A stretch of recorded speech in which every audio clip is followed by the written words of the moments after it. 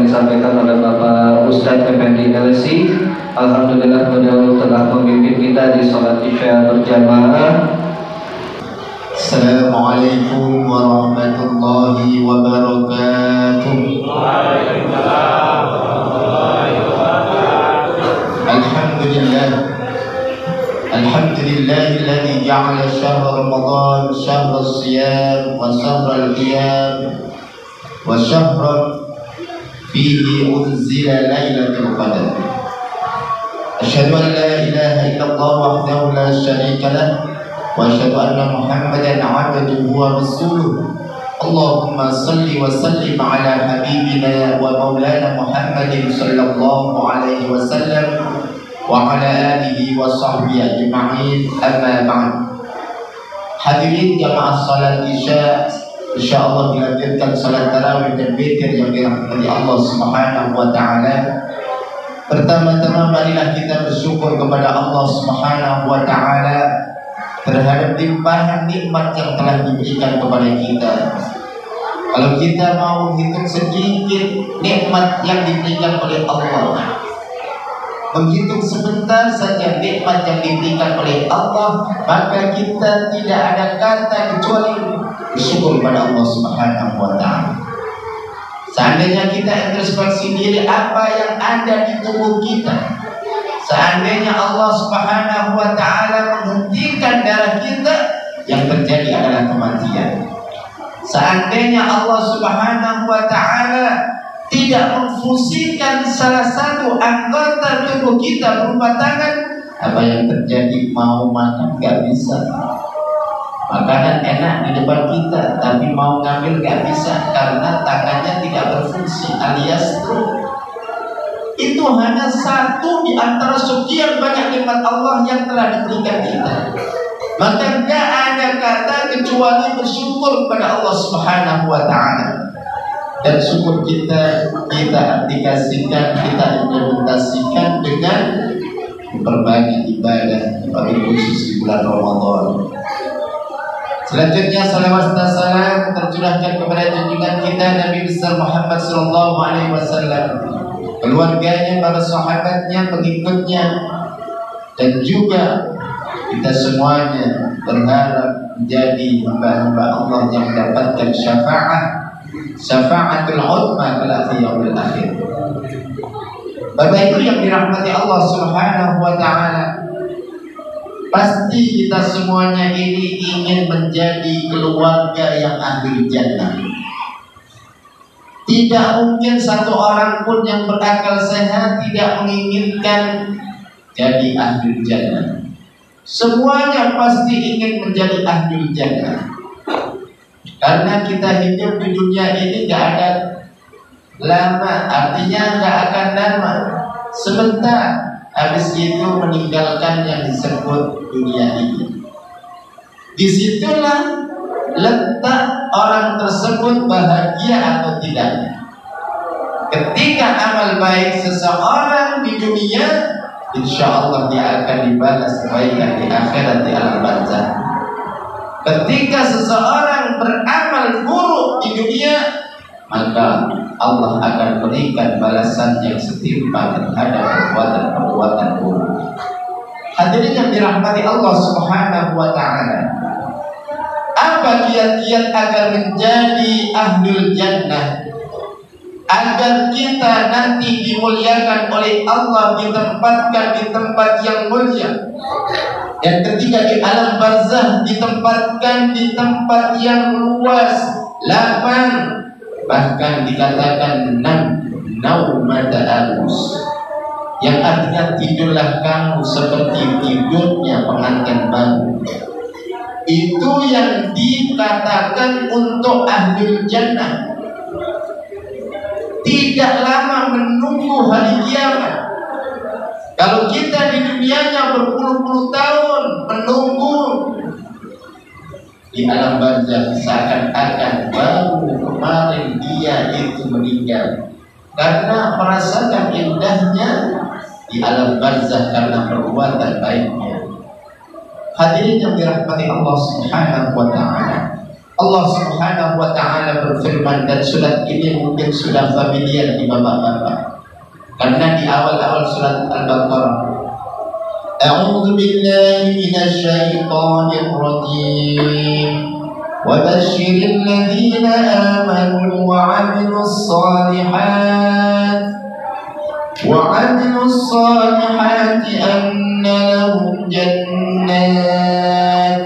Al-ayat tidak saya teruskan karena panjang ayatnya, yang artinya wabasyir, dan kasih tahu wahai Muhammad.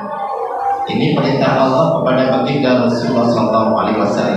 Kasih tahu para sahabat, kasih tahu para tabi'in, kasih tahu umatmu apa?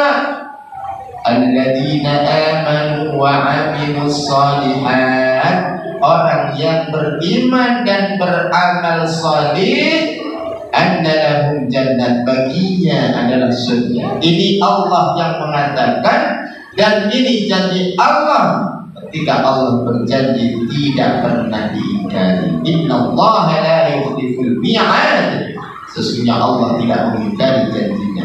Jadi Allah mengatakan akan diberikan kabar gembira, yaitu berupa surga bagi orang yang berdua ini, yang ada dua ini, iman dan amal saleh. Kita iman, meyakini bahwa puasa Ramadan adalah wajib, tapi tidak beramal, tidak mengimplementasikan keimanan kita, percuma iman tersebut. Kita iman bahwa qiyamul lail pahalanya luar biasa banyak. Salat tahajud, berdoa di sepertiga malam, itu akan diijabah oleh Allah. Tapi kita tidak mengimplementasikan, tidak melaksanakan, maka percuma. Maka iman harus dibarengi dengan amal saleh. Amal saleh tanpa iman percuma, tidak diterima oleh Allah. Amal salehnya banyak tapi tidak didasari dengan iman, maka amal tersebut tidak dianggap oleh Allah Subhanahu wa Ta'ala. Hadirin yang dirahmati Allah Subhanahu wa Ta'ala, lalu amal-amal apa saja di bulan Ramadan yang harus kita perhatikan? Kalau puasa memang wajib, puasa itu rukun Islam, gak saya bahas, pasti semuanya melaksanakan. Yang saya bahas adalah yang sunnah-sunnah saja. Pertama, yaitu membaca Al-Quran. Hadirin yang dirahmati Allah, bulan Ramadan mulia ini dikarenakan diturunkan Al-Quran di bulan Ramadan. Bulan Ramadan ini mulia dikarenakan Al-Quran turun, dan Al-Quran ini kalamullah. Apabila berada satu masa tersebut akan mulia. Apabila berada diri seseorang, maka seseorang itu akan mulia. Contohnya baginda Rasulullah SAW itu orang yang paling mulia di antara makhluk Allah, dan juga paling mulia di antara para nabi, paling mulia di antara para rasul, bahkan ulul azmi pun baginda Rasulullah SAW paling mulia. Kenapa? Karena di dalam diri Rasulullah, di lisan Rasulullah, di pikiran Rasulullah ada Al-Quran. Bahkan suatu ketika Aisyah radhiyallahu anha ditanya oleh para sahabat, kaifa khuluqu Rasulullah sallallahu alaihi wasallam, bagaimana akhlaknya Rasulullah sallallahu alaihi wasallam? Khuluqul Quran, akhlak Rasulullah yang seperti di Al-Quran.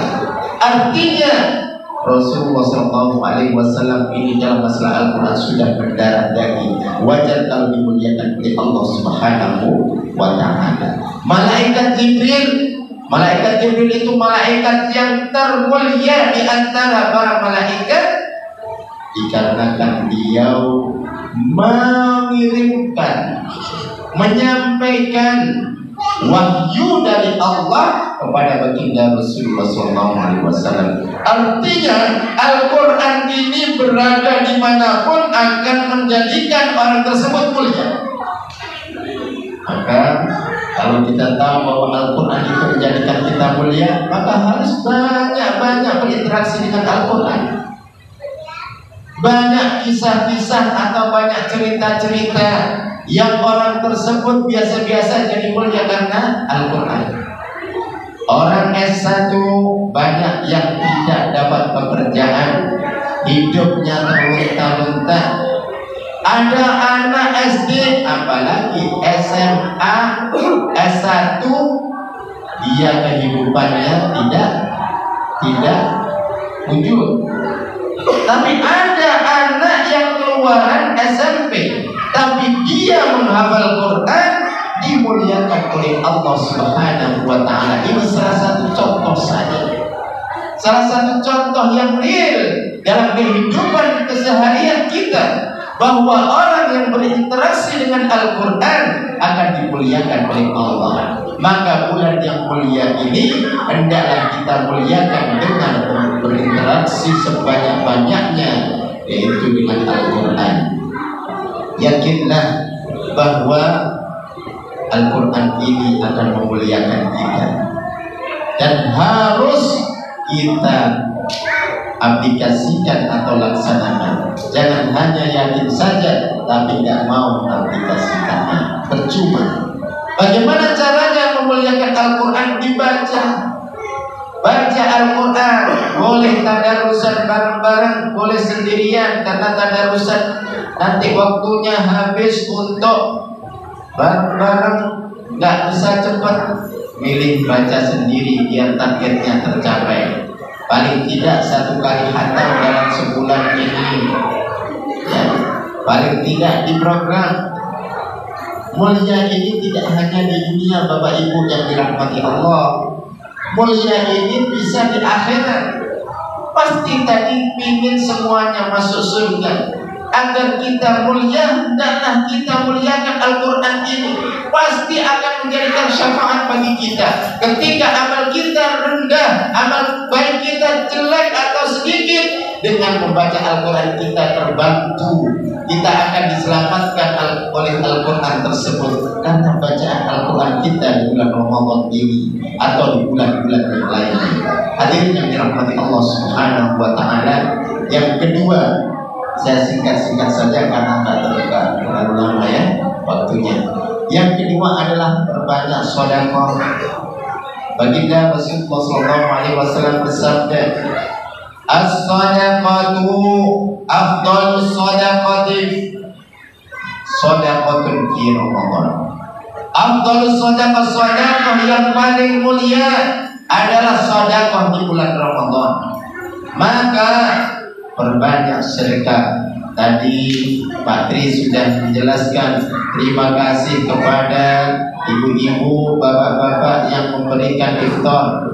Semoga Allah memberikan pahala seperti pahala orang yang berpuasa. Dan ini dalilnya ada.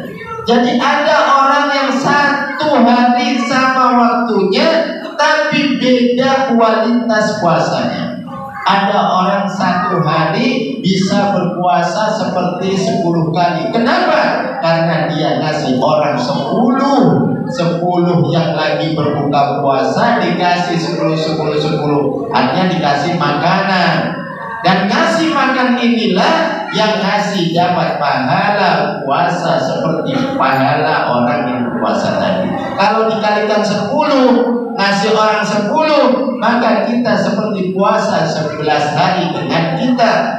Makanya Umar bin Khattab, Abdullah bin Umar radhiyallahu anhu, beliau mengatakan, saya ketika berbuka pasti saya mengajak paling tidak 10 anak yatim atau fakir miskin yang saya ajak berbuka. Orang-orang salaf seperti itu. Salaf itu apa? Orang-orang terdahulu yang soleh. Orang-orang terdahulu di antaranya adalah para sahabat Nabi, para tabi'in. Mereka itu luar biasa di dalam memuliakan Al-Quran, khususnya di dalam bersedekah. Hadisnya mana? Man fattara shaiman, barang siapa yang memberi makan orang yang berbuka puasa, kana lahu ajrul shaim, maka maka baginya itu mendapatkan pahala seperti pahala orang yang berpuasa. Ghaira annahu la yanqusu minas shaim min ajri shaim syai', dan tidak mengurangi sedikit pun pahala orang yang berpuasa tadi. Jadi Bapak Ibu yang memberikan makanan, snack atau apa untuk berbuka, itu akan dapat pahala seperti pahala puasanya orang tersebut. Saya kira cukup sekian, tidak panjang, yang penting bisa diaplikasikan. Tolong Al-Quran ini dimuliakan agar kita dimuliakan oleh Al-Quran. Tolong di bulan Ramadan ini kita perbanyak sedekah agar kita banyak pahala yang kita raih. Dan sedekah tidak hanya dengan harta, sedekah bisa dengan mengucapkan kalimat-kalimat thayyibah. Bagi orang yang tidak mampu sedekah, maka baginya bisa sedekah dengan mengucapkan kalimat thayyibah sebanyak-banyaknya. Akhirul kalam, wassalamualaikum warahmatullahi wabarakatuh.